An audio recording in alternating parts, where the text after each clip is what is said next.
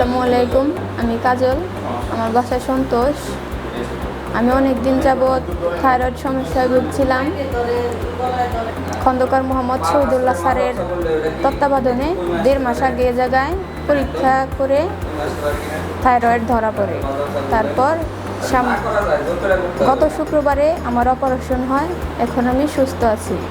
আজকে আসছিলাম, সেলাই খুলে দিছে, এখন বলছে আমি অনেক সুস্থ, ওষুধ লিখে দিছে, এখন আমি মোটামুটি সুস্থ আছি।